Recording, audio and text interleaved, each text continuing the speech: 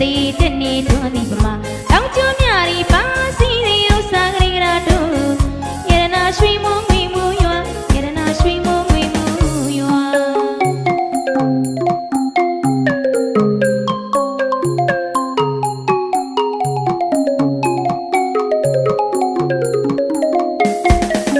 အောင်တရင်ဖျားစသေးတဲ့နေတော်ဒီပမာတောင်ကျွန်းမြရီပါစီရီဥစားကလေးရာတို့ရတနာရွှေမုံမီမူရွာရတနာရွှေမုံမီမူရွာ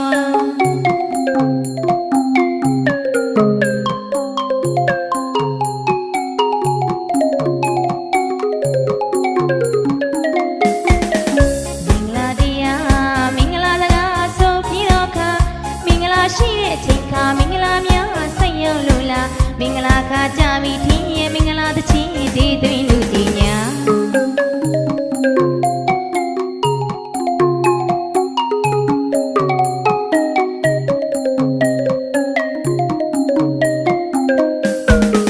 မင်္ဂလာတရားမင်္ဂလာစကားဆိုပြီးတော့ခါ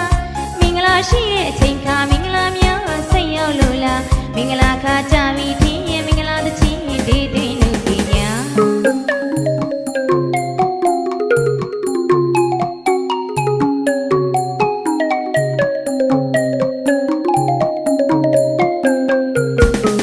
မြို့နေပြည်ရွာလုံးမှာပီတိတွေဖုံးလို့သာမျိုးရှိချမ်းသာဒီရတွေကင်းအောင်သိရှိမိပုံမြတ်တာ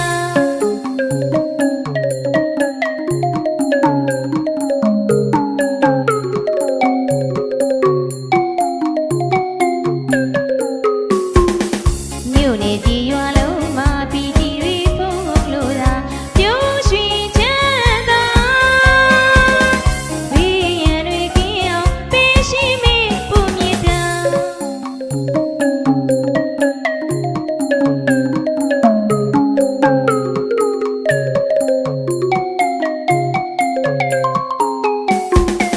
ကိုယ်စိတ်နှပြမှာလို့အိစာပြေဝစေရောင်တောင်းစုပြုမေယခုမချင်ရလိမ့်မလွေပါအော်ပန်းကလေးလိုမွေးလျက်ပါစိတ်ပမာကဝင်းချမ်းများလို့ရွှင်လဲညောပါအော်ပန်းကလေးလိုမွေးလျက်ပါစိတ်ပမာကဝင်းချမ်းများလို့ရွှင်လဲညောပါတူနဲ့တူပေါ်မြတ်တာချင်းနဲ့ချစ်ပါခင်ပါမန်တော်သစ္စာစကားလေးဆိုပါအေးတို့မှသာစိတ်ရောကိုယ်ဝအင်းငိမ့်ချမ်းသာရှာလီခုမချမ်းအဖျားပြကောင်းရင်ကောင်းတဲ့ရင်စုံလေးသော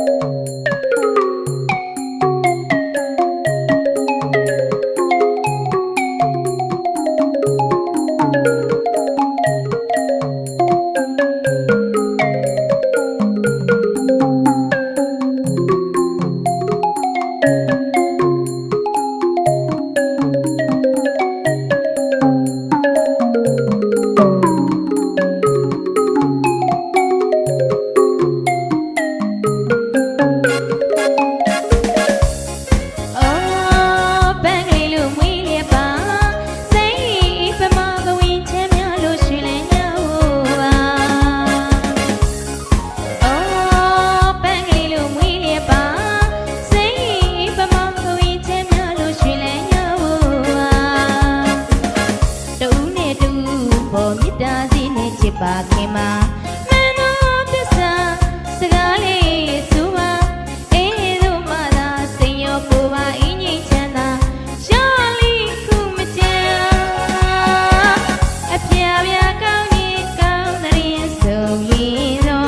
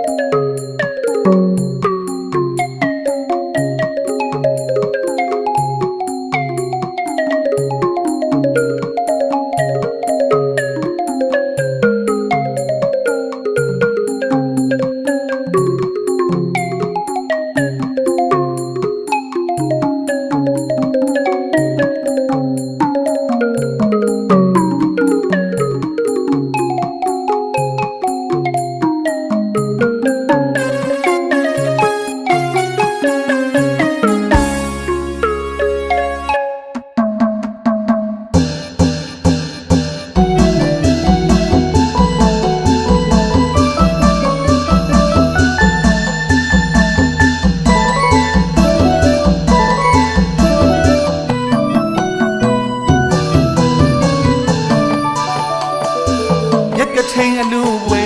နှွေးကြကွယ်တူပြောပြော ရက်ကချိန်အလူဝဲတွဲကြကွယ်ပြောပြော တစ်နှစ်မှတစ်ခါနှုံးစင်ရင်လာဒီပွဲ တစ်နှစ်မှတစ်ခါတော့စင်ရင်လာဒီကွယ် ရတော့လူမို့လူကြလေးတဲ့ ရတော့လူမှုလူကလေးတဲ့ စိတ်မနှောဖြူလို့ကြည်နူးစေပွဲကတိနာစီဝတကထိန်လျာသင်ငန်းကိုကလူပူဇော်ကြတဲ့ပွဲပွဲ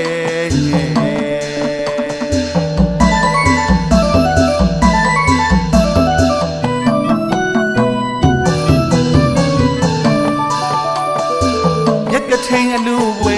နှွေးကြကွယ်တူပြောပြော ရက်ကချိန်အလူဝဲတွဲကြကွယ်ပြောပြော တစ်နှစ်မှတစ်ခါနှုံးစင်ရင်လာဒီပွဲ တစ်နှစ်မှတစ်ခါတော့စင်ရင်လာဒီကွယ် ရတော့လူမို့လူကြလေးတဲ့ ရတော့လူမှုလူကလေးတဲ့ စိတ်မနှောဖြူလို့ကြည်နူးစေပွဲကတိနာစီဝတကချိန်လျာသင်ငန်းကိုကလူပူဇော်ကြတဲ့ပွဲပွဲ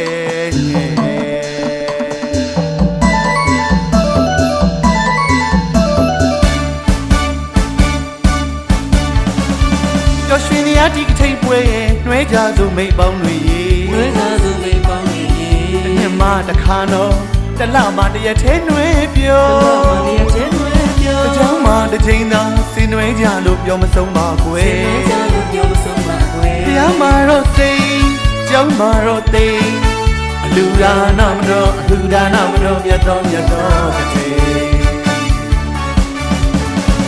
ရေဒီဘီနွေစီကတန်တူရမ်းကြတဲ့ဒီကထိန်ပွဲ ဝဲကြတဲ့ဒီကနေ့ပွဲ ဘုရားသာသနာဟာရောင်ဝါထွန်းနေ အဝါသူဒီ မြို့မြို့ရွာရွာဟာနေရနှက်စီ ဒီရကစီ မြို့မြို့ရွာရွာဟာနေရနှက်စီ ဒီရကစီ ဘုရားသာသနာဟာရောင်ဝါထွန်းနေ အဝါသူဒီ မဟာဘုံကထိန်ပွဲတော်နှစ်စင်သာနှွဲလို့ပြောသာရီထူးရင်မြမတို့ရဲ့ကထိန်ပွဲတော်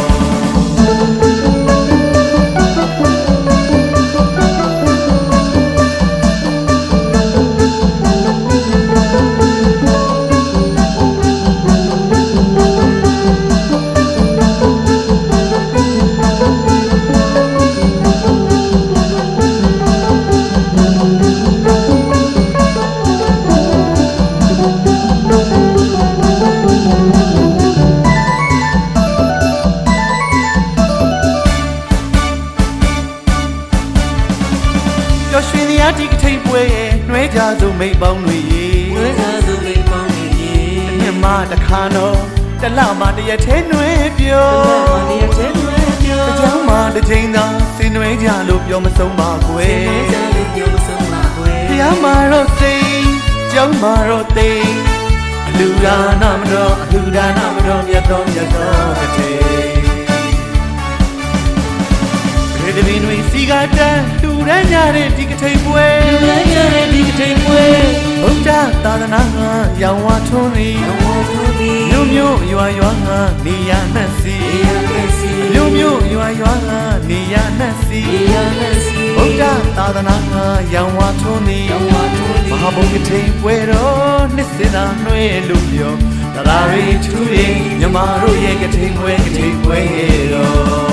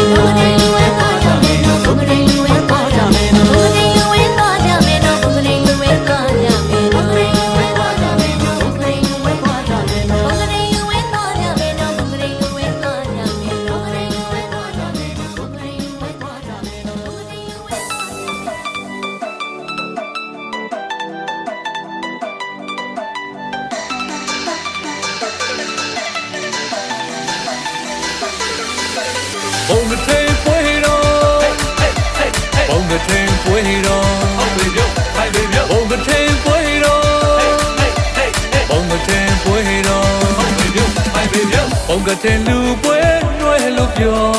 ဘုံကတဲ့လူတော်ပွဲစိတ်နွယ်လို့တူပြော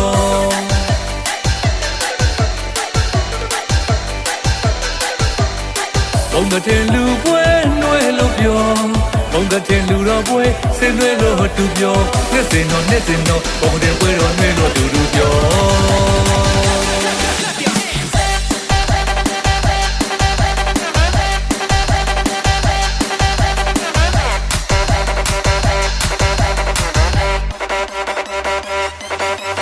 ဘုံကတဲ့ပွဲတော်ဘုံကတဲ့ပွဲတော်ဘုံကတဲ့ပွဲတော်ဘုံကတဲ့ပွဲတော်ဘုံကတဲ့လူပွဲနွယ်လို့ပြောဘုံကတဲ့လူတော်ပွဲစိတ်နွယ်လို့တူပြော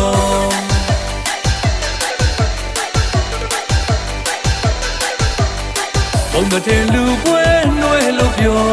ဘုံကတဲ့လူတော်ပွဲစိတ်နွယ်လို့တူပြောနှစ်စင်တော့ဘုံကတဲ့ပွဲတော်နွယ်လို့တူပြောတမျိုးလုံးတစ်နေ့လုံးတပီလုံးနဲ့နော်ပြုံဆုံးရွှေမဆုံးကြည်လူပြုံပြုံ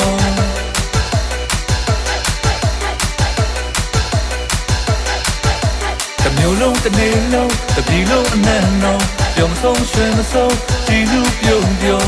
ပဒေတပင်တွေဆောင်းအောင်တီလို့နော်မျက်သိကမတူဘူးသောမျက်သိကမတူသောကတဲ့လူတော်ကတဲ့လူတော်တီကြဆိုကြကကြလို့ပြောတီကြဆိုကြကကြလို့ပြောဒီစဘူးကြောင့်ဒီလူတော်နိဗ္ဗာန်အောင်စုအာယုံပြုလို့နော်နိဗ္ဗာန်အောင်စုအာယုံပြုလို့တူတူပြောသာဓုသာဓုသာဓုတေတေခေါ်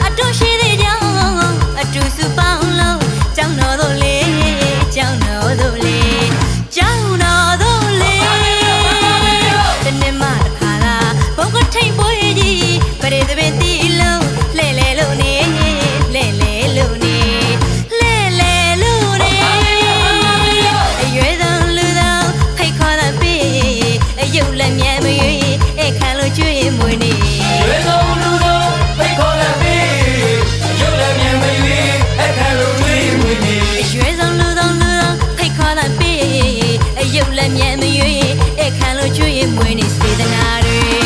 ဝေးပြာနေရှစ်စရာမြမတလေးတွေမောင်တို့ရေပြောလာဟေးပြောမောင်တို့ရေပြောရလာဟေးဘုံကထိန်မချင်းချင်းတဲ့အိုးစီတိုးပါတီးလို့လဲမယ်ဟေး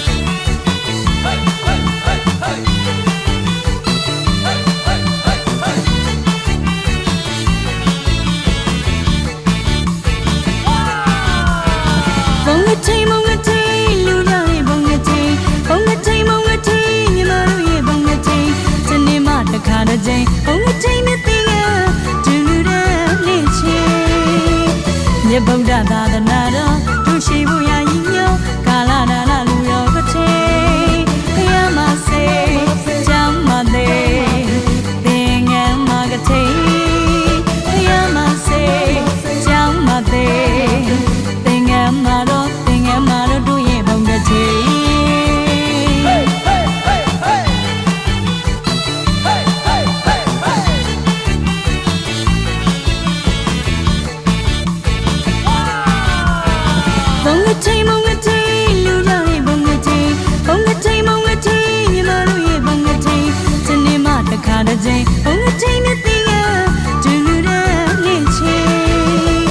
မြတ်ဗုဒ္ဓသာသနာတော်ဒုရှိဖို့ရာညီညွတ်ကာလနာနာလူရောကတိ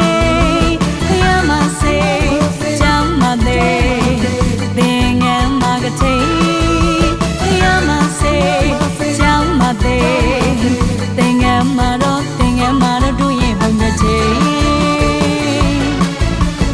ပရိသပိနေပြန်ဆိုင်တဲ့ဉာဏ်ကြီးလေးလေးနဲ့ဘုံကတိပရိသပိနေပြန်ဆိုင်တဲ့ဉာဏ်ကြီးလေးလေးနဲ့ဘုံကတိအိုစီဝိုင်းနဲ့ပြောင်းမျိုးကြတဲ့ကတိဒုဘဝိုင်းနဲ့ပြောင်းမျိုးကြတဲ့ကတိအိုရှိယုံနဲ့တုံးမကားတဲ့ကတိဆောင်းမောင်ကြီးနဲ့စီတန်လေးတဲ့ကတိမြည်တဲ့နှလုံးပီတီပုံရွှေငါပြောင်းနေဘုံကတိစေတနာပေးတရာမနီအိတ်ခန့်ကျွေးနေဘုံကတိပြောစရာချင်းပြောစရာကတိတရာမချူနဲ့မြမတို့ရဲ့ဘုံကတ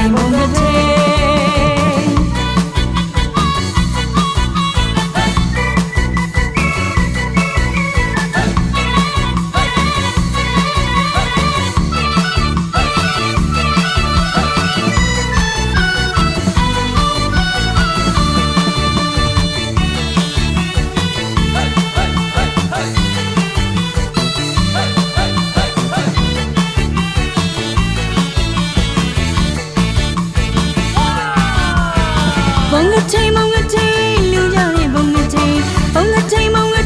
မြမတို့ရဲ့ဘုံကတိဇနေမတခါတည်းချင်းဘုံကတိမြသိငါဒူလူတဲ့လေးချင်းမြတ်ဗုဒ္ဓသာသနာတော်ဒုရှိဖို့ရာညီညွတ်ကာလနာနာလူရောကတိခရမစေချမ်းမသေးသင်္ကန်းမကတိခရမစေချမ်းမသေးသင်္ကန်းမတော်တို့ရဲ့ဘုံကတိပရိသပိနေပြန်ဆိုင်တဲ့ဉာဏ်ကြီးလေးလေးနဲ့ဘုံကတိပရိသပိနေပြန်ဆိုင်တဲ့ဉာဏ်ကြီးလေးလေးနဲ့ဘုံကတိအိုစီဝိုင်းနဲ့ပြောင်းမျိုးကြတဲ့ကတိဒုဘဝိုင်းနဲ့ပြောင်းမျိုးကြတဲ့ကတိအိုရှိယုံနဲ့တုံးမကားတဲ့ကတိဆောင်းမောင်ကြီးနဲ့စီတန်လေးတဲ့ကတိမြည်သူနှလုံးပီတီပုံရွှေငါပြောင်းနေဘုံကတိစေတနာပေးတရာမနီအိတ်ခန့်ကျွေးနေဘုံ ကတိပြောစရာချင်းပြောစရာကတိတရားမချူနေမြမတို့ရဲ့ဘုံတိမ်ဘုံကတိ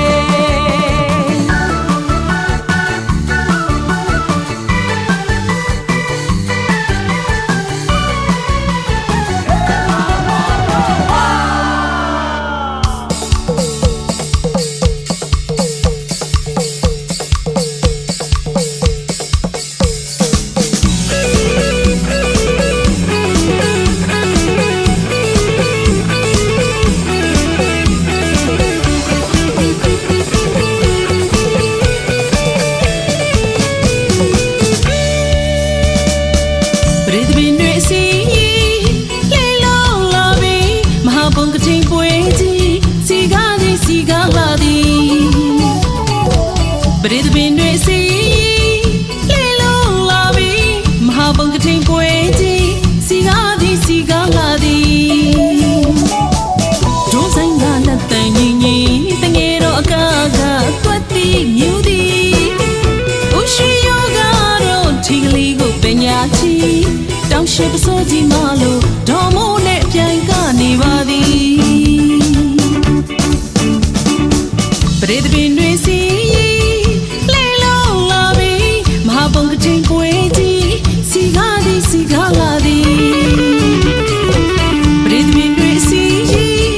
လေလုံးလာပါပြီမဟာဘုံကတိန်ပွဲကြီးစီကားသည်စီကားလာသည်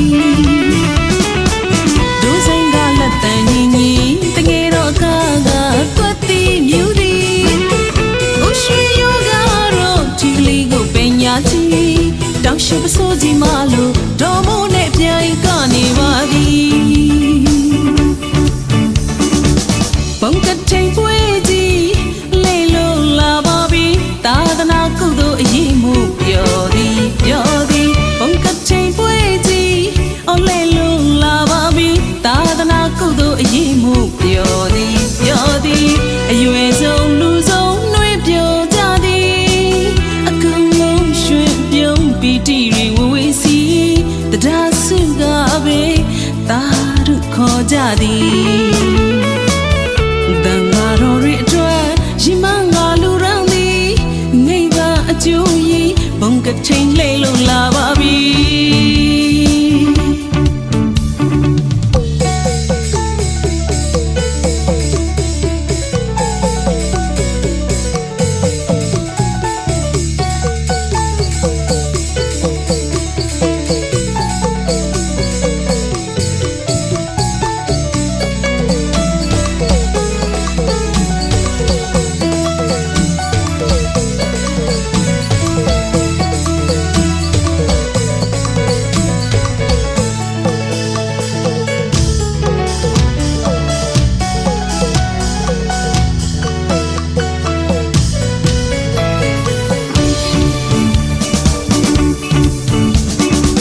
ပရိသပင်တွေစီ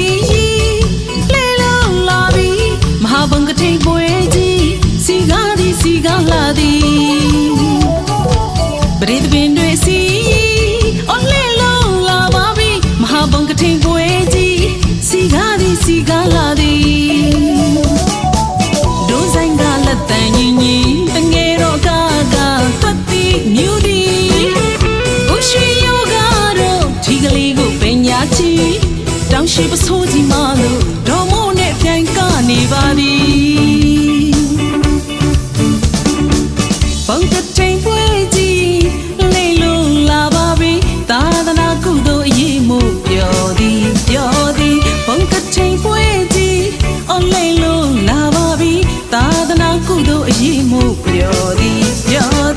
အရွယ်ဆုံးလူဆုံးနှွေးပြောကြသည်အကုန်လုံးရွှင်ပြုံးပီတိတွေဝဝေးစီတရားစုကပဲသာတို့ခေါ်ကြသည်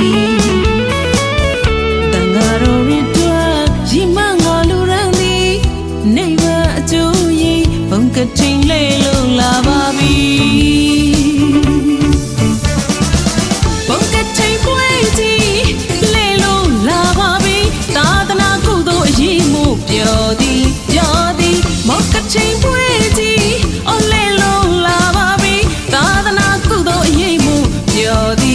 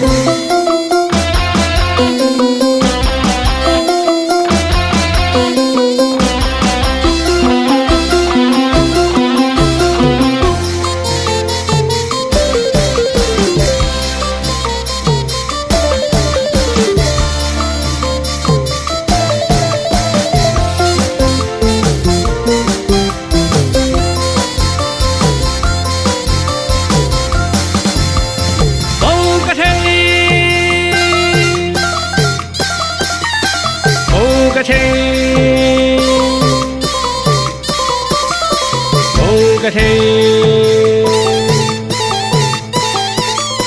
ဘုံကထိန်လူအလုံးမှာအမြတ်ဆုံးသားဆုံးတစ်နှစ်မှတစ်ကြိမ်စုပေါင်းဘုံကထိန်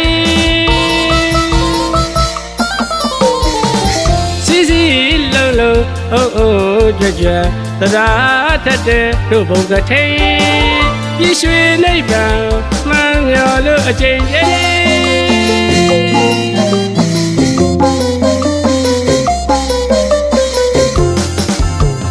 ဘုံကထိန်ဘုံကထိန်ဘုံကထိန်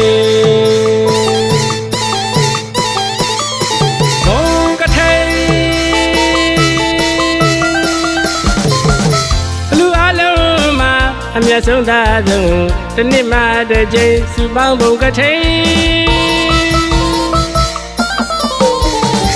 စီစီ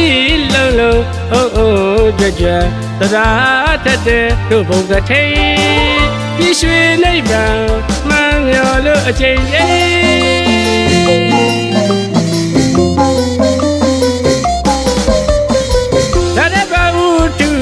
ပိယခေဆုံးလေးပရိသာဝိမာပရိသာဝိတိတဲ့တောင်မုံလာမြတ်ဒီအချိန်ရွာတိုင်းမှာကထိန်မြို့တိုင်းမှာကထိန်နယ်တိုင်းမှာကထိန်တပြည်လုံးမှာကထိန်အမျိုးဘာသာသာသနာပွဲမှာမယိုးနိုင်ပါခါကဆင်းနေကြအိုဒီလာဟေဒိုဘလာဟေဒိုဘလာဟေ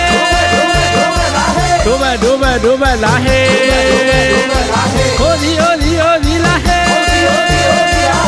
နှခမွေကာကပစုကွက်ကြနဲ့ဥရွှေရပါလာဟေ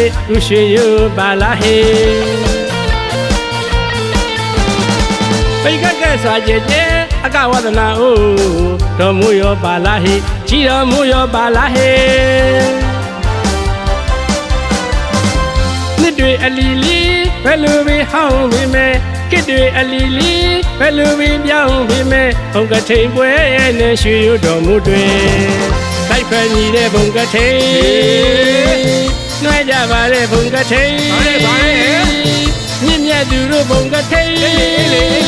ပျော်ပျော်ရွှေအတူနွယ်တဲ့ဘုံကထိန်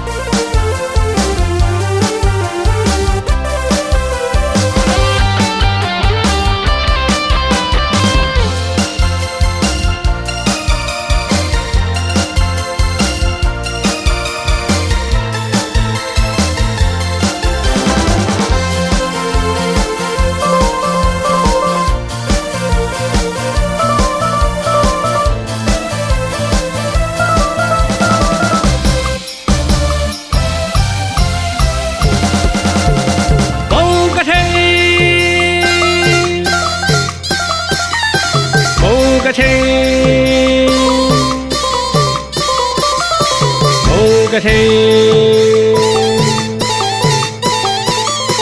ဘုံကထိန်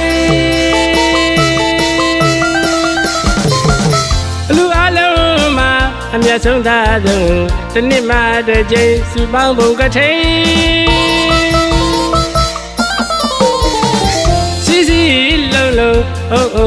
ကြွကြွသဒ္ဒါထက်တဲ့တို့ဘုံကထိန်ပြည့်ရွှေနိဗ္ဗာန်မှန်မျောလို့အချိန်ကြီး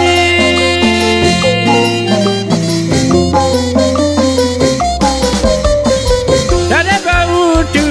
ပြိတ်ခရဆုံးလင်းပရိသာဝိမာပရိသာဝိတည်တဲ့သောင်းမုံလမြတ်ဒီအချိန်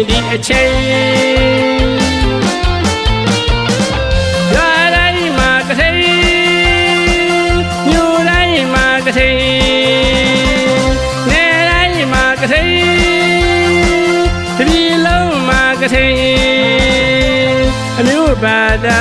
သာသနာပွဲမှာမယိုးနိုင်ပါခါခါဆင်လေကြအိုဒီလာဟေ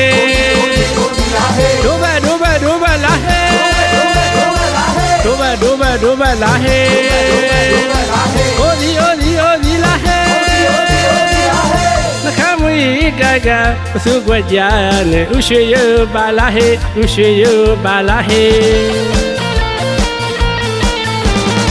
ပိတ်ကစွာကျဲအကဝဒနာအိုတော်မူရောပါလာဟိကြီးတော်မူရောပါလာဟိနှစ်တွေအလီလီဘယ်လိုပဲဟောင်းပြီမဲကိတွေအလီလီဘယ်လိုပဲပြောင်းပြီမဲဘုံကထိန်ပွဲနဲ့ရွှေရတော်မူတွေတိုက်ဖက်ညီတဲ့ဘုံကထိန်နှွဲကြပါတဲ့ဘုံကထိန်မြင့်မြတ်သူတို့ဘုံကထိန်ပျော်ရွှေအတူနွဲတဲ့ဘုံကထိန်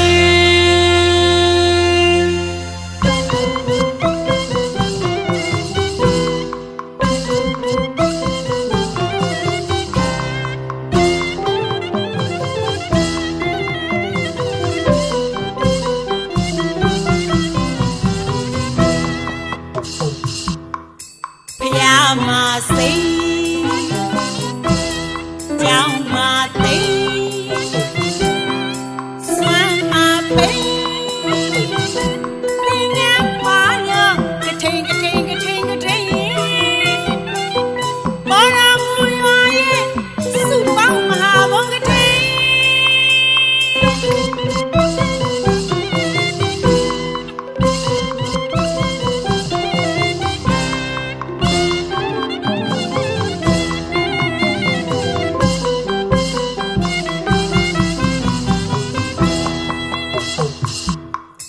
ဖယားမစိတ်ကြောင်မသိစွမ်းမပိတင်ငါပါညကထိန်ဘောရမူရွာရဲ့စုပေါင်းမဟာဘုံကထိန်ဒီနေ့မှတလားမှတရက်ထဲဒီကြောင်မတကြီးသတ်မှတ်ကာလလျူရရသည်ညက်လာတော့ဒီကထိန်မိခင်ရင်မတောင်းလို့မရတဲ့မြတ်တော်ဒီကထိန်တရားဖွင့်ပေးလူရတဲ့ပေါင်းစုဟာဘုံကထိန်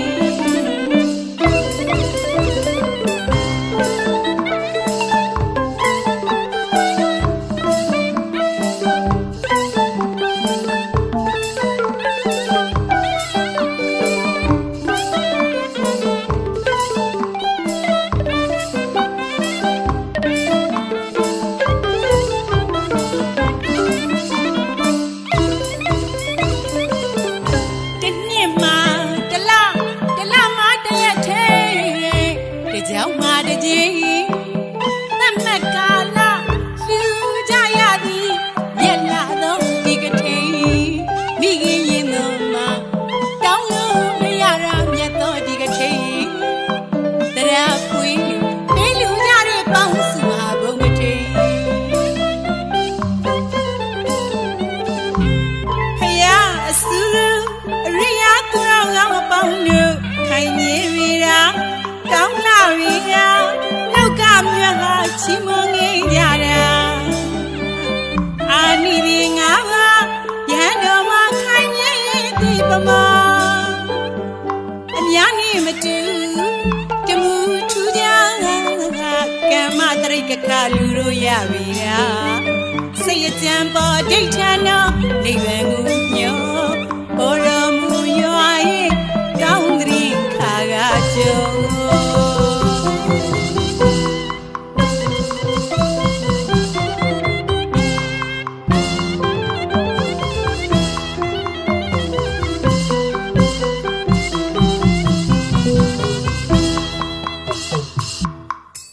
ယားမစိတ်ကြောင်းမသိစွမ်းမပိပညာမာရောကထိန်ပေါ်တော်မူရွာရဲ့စုပေါင်းမဟာဘုံကထိန်တနေ့မှာတလားမှာတရက်သေးတကြောင်မှာတကြီးကာလာလူကြရသည်ညလာတော့ဒီကထိန်ကြီးမိရင်ရင်တော့မှတောင်းလို့မရတာမြတ်တော့ဒီကထိန်ကြီးတရားခွေးလူပင်လူရတဲ့ပေါင်းစုပါဘုံကထိန်ခရအစူရိယာသူတော်ငါမပေါင်းညခိုင်မြေပြီတာကောင်းလာပြီတာနှုတ်ကမြတ်ဟာချီးမွမ်းကြတာအာနိဒီငါယဟန်တော်မှာခိုင်မြဲဒီပမာအများနဲ့မတူတမှုထူးကြကမ္မတရိကခလူတို့ရပြီတာစိတ်အကြံပေါ်ဒိဋ္ဌာနောနိဗ္ဗာန်ကိုမျှော်ပေါ်တော်မူရွာရဲ့ကောင်းတည်းခါက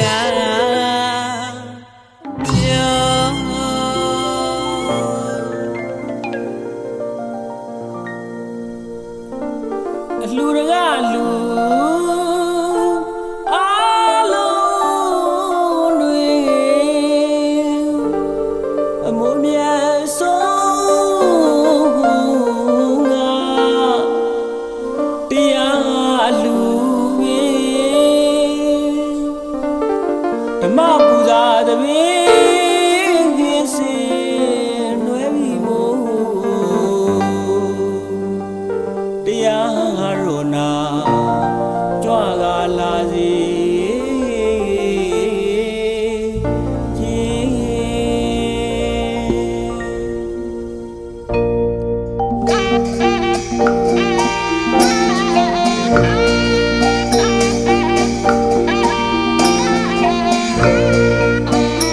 ခ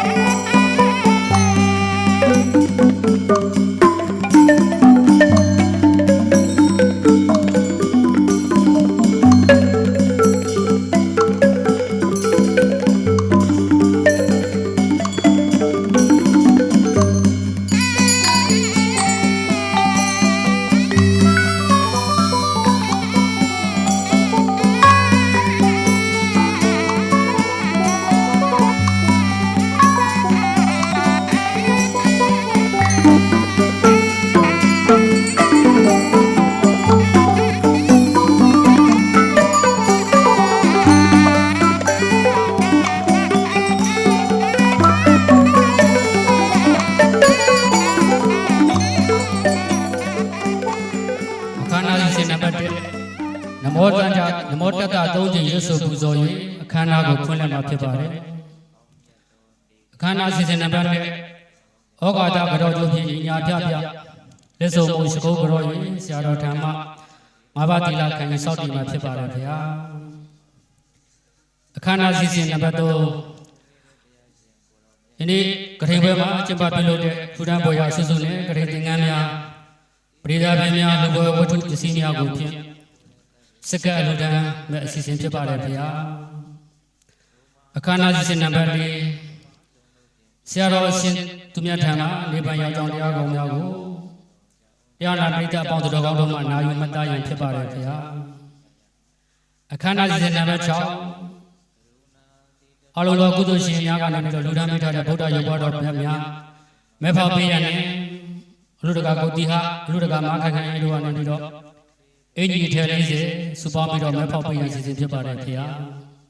အခမ်းအနားစီစဉ်နံပါတ်6ဒီနေ့ကျင်းပပြုလုပ်တဲ့ကရင်ပွဲကိုဖက်ဖက်မှလူဒန်းကြတဲ့အလူရှင်များအားဆရာတော်နဲ့တကွာဝေယဝဲစာအကျိုးတော်ဆောင်သာသနာလေးအောင်ဖွဲ့မှနေပြီးတော့ဂုဏ်ပြုမှတ်တမ်းလွှာများပေးအပ်ခြင်းရန်ဖြစ်ပါတယ်ခင်ဗျာအခမ်းအနားစီစဉ်နံပါတ်9ယနေ့ကျင်းပပြုလုပ်တဲ့ကရင်ပွဲတွေပြုစုတဲ့ကုသိုလ်လူတိုင်းရတဲ့ကုသိုလ်စုစုတွေတုံးတဲ့ပုံချင်းတဲ့ကြောင့်တော့ဝိနည်းတတဝါပေါင်းတို့အားရည်စည်သွန်းချအများတိုးရန်ဖြစ်အစီအစဉ်ဖြစ်ပါတယ်ခင်ဗျာအခမ်းအနားစီစဉ်နံပါတ်10ယနေ့ကျင်းပပြုလုပ်တဲ့ကရင်သူမောင်တော်တရားပွဲကိုဖြင့်ဗုဒ္ဓသာသနာစီရန်တိတ်တူ၃ကြိမ်ရွတ်ဆိုပူဇော်၍အခမ်းအနားကိုလုပ်ကြရန်စီစဉ်ဖြစ်ပါတယ်ခင်ဗျာတို့ဖြစ်ပါသောကြောင့်အခမ်းအနားစီစဉ်နံပါတ်1အခမ်းအနားကိုဖြင့်နမောတတ္တ၃ကြိမ်ရွတ်ဆိုပူဇော်၍အခမ်းအနားကိုဖွင့်လှစ်ရန်ဖြစ်ပါတယ်ခင်ဗျာနမောတတ္တဘဂဝတောအရဟတောသမ္မာသမ္ဗုဒ္ဓတ္တနမောတတ္တဘဂဝတောအရဟတောသမ္မာသမ္ဗုဒ္ဓတ္တနမောတတ္တဘဂဝတောအရဟတောသမ္မာသမ္ဗုဒ္ဓတ္တအခမ်းအနားစီစဉ်နံပါတ်2ရာကြောက်လာကြတဲ့သူတော်ကောင်းအပေါင်းတို့မှာဆရာတော်ရှင်ရှင်များအားဩဃာတကတော်တို့ဖြင့်ညာပြပြလက်ဆောင်မှုရှိခိုးကြတော်၍ဆရာတော်ထံမှ၅ပါးသီလခံယူစောင့်တည်ရန်အစီအစဉ်ဖြစ်ပါတယ်ခင်ဗျာအားလုံးကြတော်ကြပါမယ်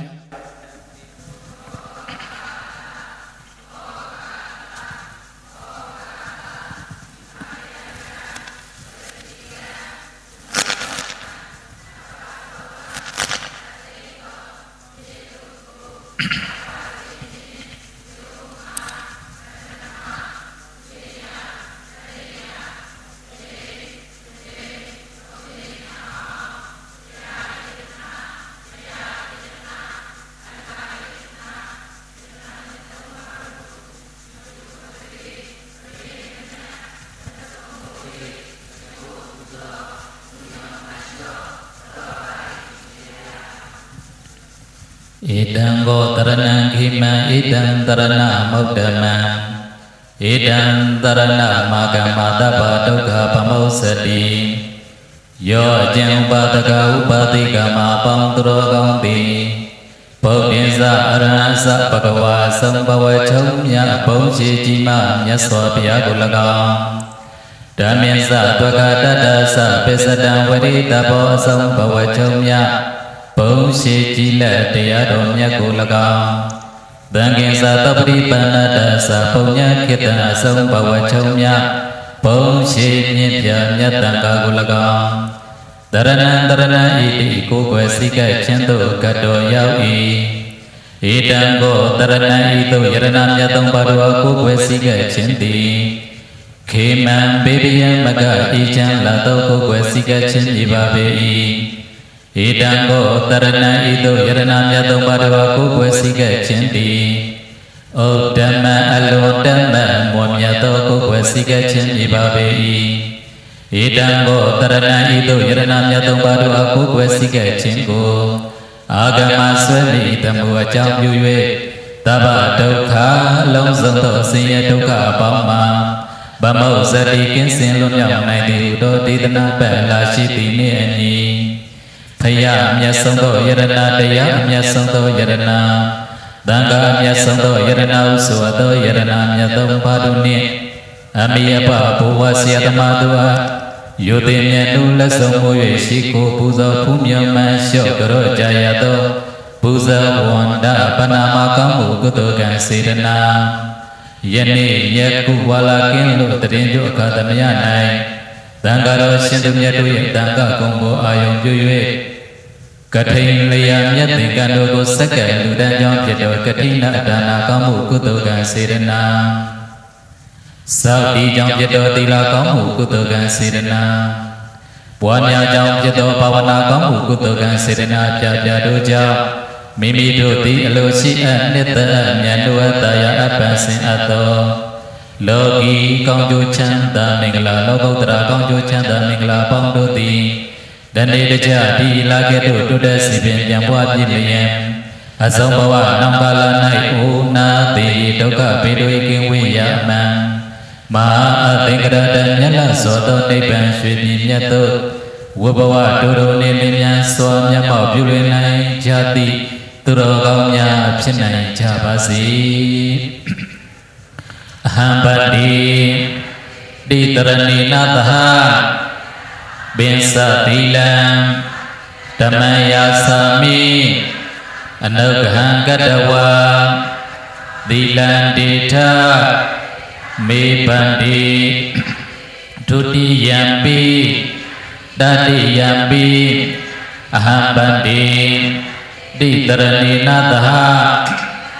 ပင်စသီလံဓမ္မယာသာမိအနုဂဟံကတဝါသီလံတေထမေပန္တိယမဟံဝဒမိတံဝတိထနမောတတဗုဒ္ဓဝတ္တောအရဟတောသမ္မာသမ္ဗုဒ္ဓတ္တ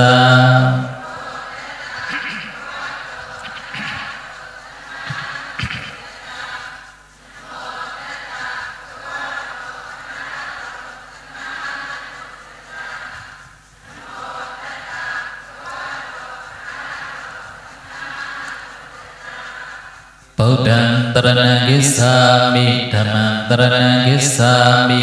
သံဃံတရဏံဂစ္ဆာမိ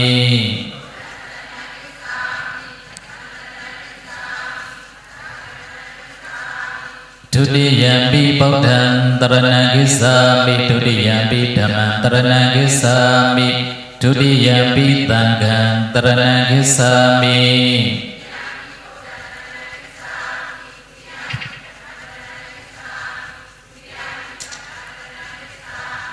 တတိယံပိဗုဒ္ဓံတရဏံဂစ္ဆာမိတတိယံပိဓမ္မံတရဏံဂစ္ဆာမိတတိယံပိသံဃံတရဏံဂစ္ဆာမိ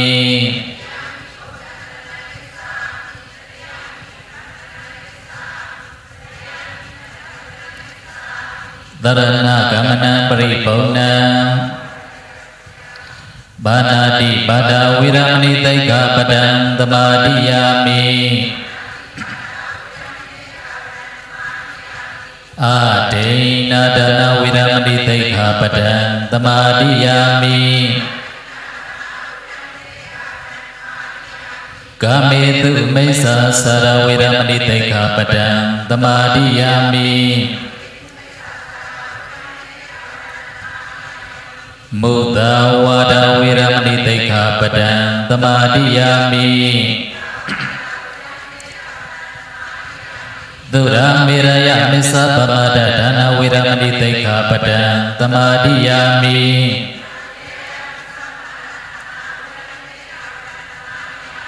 လုံးစုံများစွာတတဝါချမ်းသာကိုယ်စိတ်မြဲပါစေဥပယံပေကင်းစင်ဝဲငြိမ်းအေးကြပါစေသက်ရှိကျမ်းမာစိတ်ချမ်းသာလူရဆန္ဒပြည့်ပါစေ ဣဒံမေပုညံဣဒံမေဌာနံနိဗ္ဗာနတပစ္စယောဟောတုဣမာနိတိတရဏိနတဟပင်စတိလံတရုကံကတဝဓမ္မအပမတိနတံပါတိထာ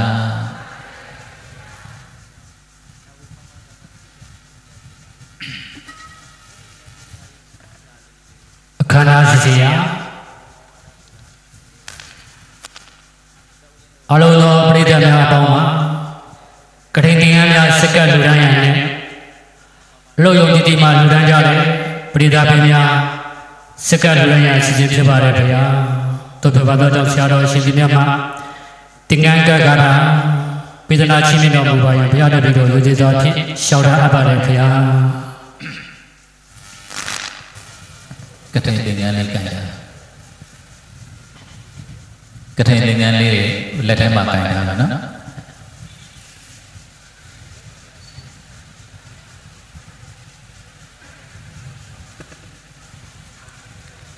ဟုတ်ပြီဒီကနေ့ကထိန်သင်္ကန်းအဖြစ်ရည်မှန်းပြီးတော့လူတန်းမှာဖြစ်တဲ့အတွက်မိမိတို့ကတန်ခါကုံကိုအာရုံပြုပြီးတော့နှုတ်ကနေပြီးတော့မျက်ဆိုပြီးတော့လူတန်းရမယ်လိုက်စုပ်မယပန္တိတန္တာရဝတ္တဒုက္ခတောမောဇနထာယဣမံကတိနာစီဝရံတံဂတဓိမဣမိနာကတိနာစီဝရိဏ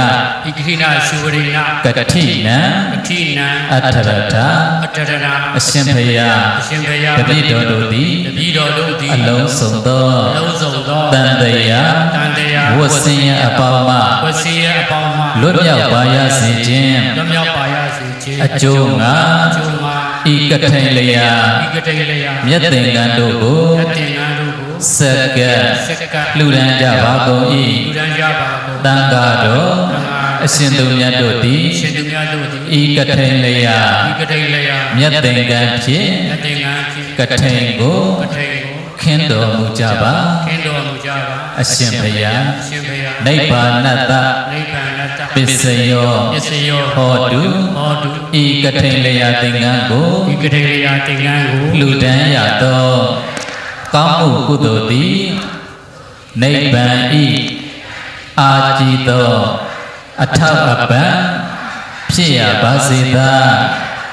အရှင်ဘုရားကဲကပ်လို့ရပါပြီနော်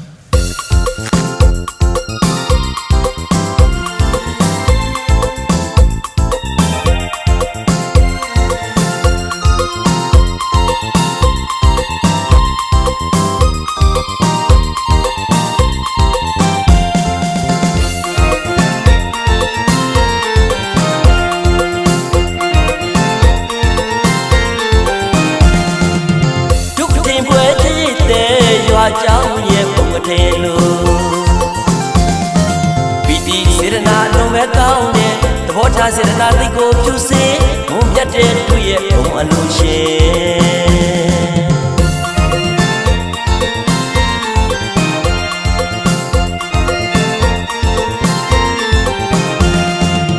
ဒုက္ခတင်ပွဲချစ်တဲ့ရွာကြောင်းရဲ့ပုံမထဲလို့စေရနာလုံးမဲ့ကောင်းတဲ့သဘောထားစေရနာသိကိုဖြူစေဘုံပြတ်တဲ့သူရဲ့ဘုံအလုံးရှင်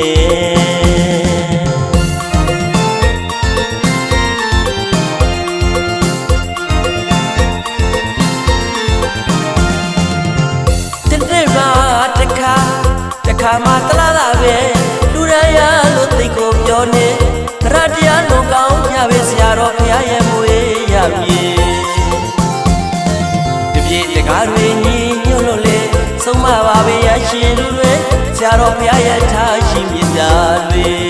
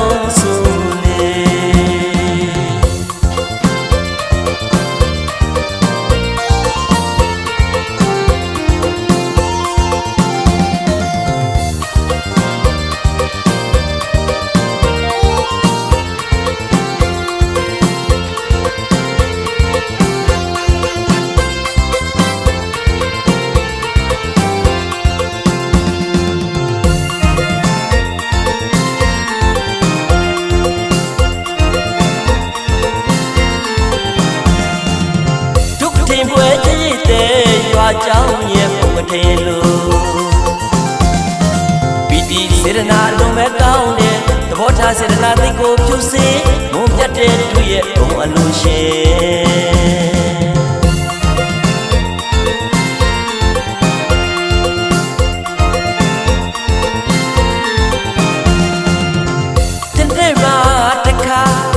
ခါမှတလားတာပဲ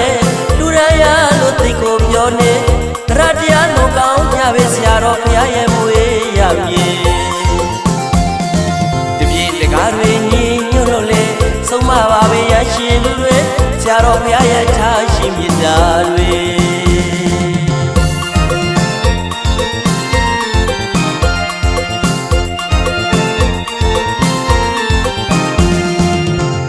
မပေါ်ပေါင်းကြီးချဆိုလေသူစီကြဆိုပေါင်းကိုတွေနောက်တစ်ကိုလေရလူရရဆိုလေလူရအောင်ဆိုလေဘုံရိမ်ပွဲတွေလူရရဆိုလေအော်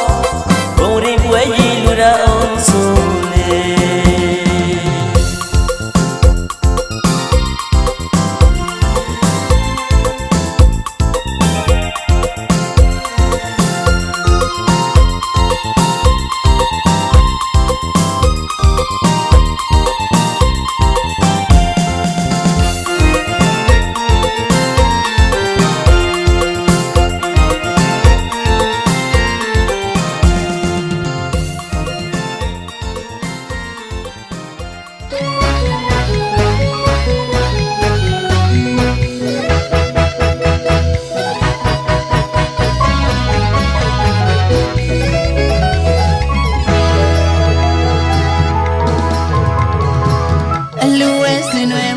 ကျင်းပဖို့အတွက်ရမျက်မင်္ဂလာရွေးချယ်တဲ့အခါဘလူအလူဘလူမျိုးကျင်းပနိုင်ဖို့ရာမိဘဆွေမျိုးများနဲ့တိုင်ပင်ညီနောက်ကရိုးရအစင်လာပျောက်ပြန်မှလဲဆိုလာပြီတာ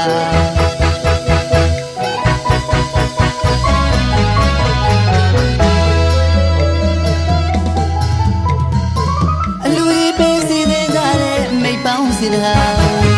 ဆွေမျိုးအတိုင်းဝိုင်းများရဲ့စီလုံးမှုကြောင့်သာဆန်စီစားနဲ့ငရုတ်ချက်သွန်းအစုံလင်းစွာချက်ပဲအသားငါမကြံအောင်ကျွေးမွေးအခမ်းမှာ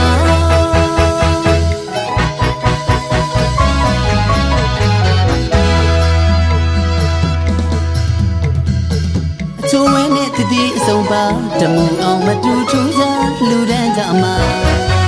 အခမ်းဆိုင်ကခညာထေဝါဒီချိန်ခါလူမင်္ဂလာယူရတလေးလည်းမပြောင်းပြရစီမှာ